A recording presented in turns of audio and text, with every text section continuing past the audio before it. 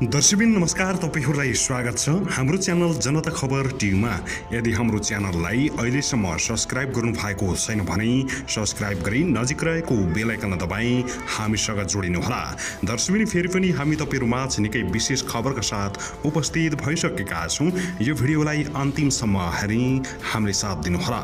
दर्शकबिन हाम्रो मेहनतको लागि एउटा सानो लाइक अनि शेयर गर्न नभुल्नु होला। दर्शकबिन अब लागौं पहिलो खबरतर्फ।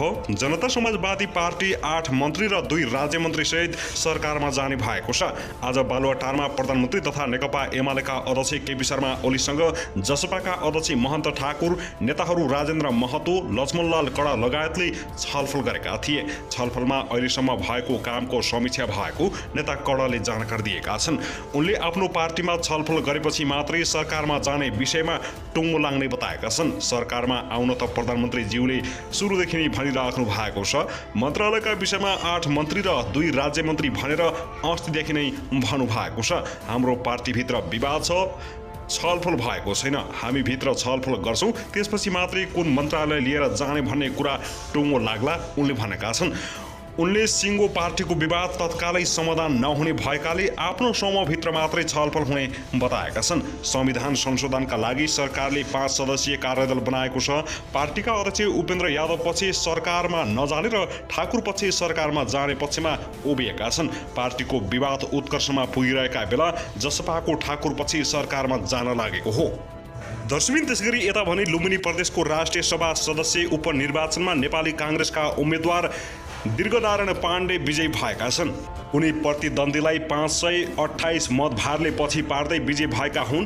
पाण्डेले 4140 मत प्राप्त गरेका छन् भने नेकपा एमालेका उम्मेद्वार चन्द्रबहादुर खड्काले 3612 मत मात्रै पाएका छन्। पाण्डेलाई कांग्रेस, माओवादी केन्द्र, राष्ट्रिय जनमोर्चा र उपेन्द्र यादव पछि जनता समाजवादी पार्टीको समर्थन रहेको थियो। पाण्डे यसअघि एमालेका तर्फबाट लुम्बिनी प्रदेश सभा सदस्य थिए। उनी सांसदबाट राजीनामा दिएर कांग्रेसमा प्रवेश गरेका हुन्। उनी कपिलवस्तुको महाराजगञ्ज नगरपालिका 1 निवासी युवा हुन्। नेकपा एमालेका तर्फबाट उम्मेद्वार भएका खड्का यसअघि माओवादी केन्द्रका तर्फबाट राष्ट्रिय सभा सदस्य रहेका थिए। एमालेमा प्रवेश गरेपछि माओवादीले कारबाही गरेको थियो। खड्का अरहाँचीको मालारानी गाउँपालिका 5 निवासी हुन्।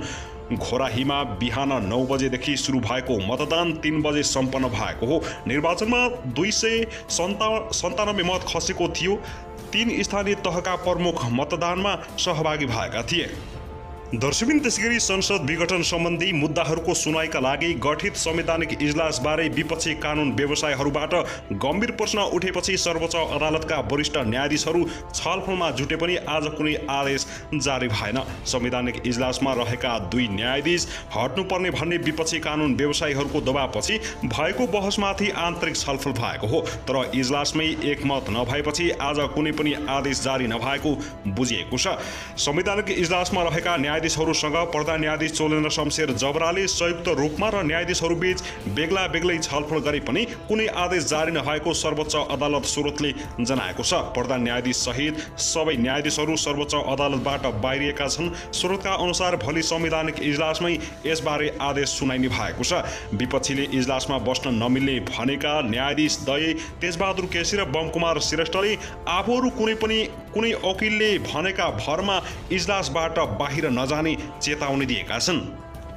त्यस्तै सर्वोच्च अदालतका 12 जना न्यायाधीशहरूले आज बैठक बस्ने भएका छन्। प्रतिनिधि सभा विघटन विरुद्धको मुद्दा हेर्न गठित संवैधानिक इजलासका न्यायाधीश दय तेजबहादुर केसी र बमबहादुर श्रेष्ठमाथि उठेको प्रश्नका बारेमा परामर्श बैठक बस्न लागेको हो। आइतबार संवैधानिक इजलासमा 146 जना सांसद निवेदक रहेको रिटमा बहस गर्न आएका वरिष्ठ अधिवक्ताहरूले नेकपा विभाजनको फैसला गरेका श्रेष्ठ र पुनरावलोकन अस्वीकार तथा पहिलो विघटन मुद्दा हेरिसकेका केसीको स्वार्थ बाजिने भन्दै इजलासमा नबस्न माग गरेका थिए। यसबारे निर्णय लिन आज इजलास स्थगित गरिएको छ। प्रश्न उठेपछि नैतिकताका आधारमा इजलास छोड्नुपर्ने आवाज उठेका बेला न्यायाधीश दय केसी र श्रेष्ठले बेन्च छोड्न अस्वीकार गरेपछि संवैधानिक इजलासको रोस्टरमा भएका 13 मध्ये 1 जना पुरुषोत्तम भण्डारी सेवानिवृत्त 12 जना न्यायाधीशहरूको परामर्श बैठक बस्न लागेको सर्वोच्च अदालत स्रोतले जानकारी दिएको छ। कोभिड महामारी बीच सेवा कटौतीका कारण घरमै रहेका न्यायाधीशहरू अदालतमा उपस्थिति भएर बैठक गर्ने कि भर्चुअल विधिबाट गर्ने भन्ने टुङ्गो लागेको छैन। परामर्श बैठकपछि न्यायाधीश दय केसी र श्रेष्ठबारे धारणा दिने र त्यसैका आधारमा प्रधान न्यायाधीश चोलेन्द्र शमशेर राणाले आवश्यक निर्णय लिने बुझिएको छ। सबै न्यायाधीश एकजुट भएर आए त्यो निर्णय प्रधान न्यायाधीशले कार्यान्वयन गर्नुपर्ने अवस्था आउने अधिवक्ताहरूले बताएका छन्। बेलुकासम्म परामर्श हुने र त्यहीबाट मार्ग प्रशस्त हुने स्रोतको भनाइ छ। प्रश्न उठेका न्यायाधीशले भने हामीले किन छोड्ने भनेर चेतावनी दिएका छन्।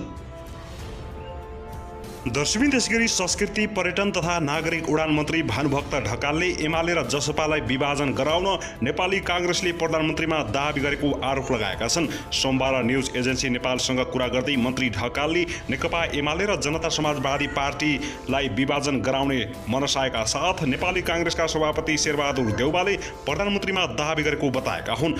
दलीय व्यवस्थामा अरू दलका सांसदको समर्थन छ भन्नु गैर लोकतान्त्रिक भएको भन्दै उनले काङ्ग्रेसले अरू पार्टीको आन्तरिक मामिलामा भाँजो हाल्ने काम गरेको आरोप समेत लगाएका छन्।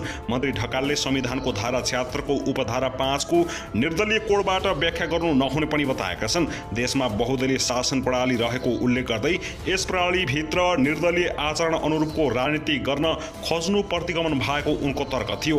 धारा 76(5) को जुन दाबीको कुरा आयो त्यसलाई मान्छेहरूले निरपक्ष र निर्दलीय कोडबाट व्याख्या गर्न खोजेका छन्। बहुदलीय शासन प्रणाली हाम्रो देशमा छ, यसले गर्दा दलीय शासन प्रणालीभित्र निर्दलीय आचरण र आकांक्षा अनुरूपको राजनीतिक फर्काउँछु भनेर जसले नेतृत्व गर्छ त्यसले अग्रमनको कुरा नै गर्नु नै वास्तवमा प्रतिगमनको साधनमा चढेर अग्रमनको कुरा गर्ने कुरा यो आफैमा विरोधतापूर्ण कुरा भएको उनले बताएका छन्।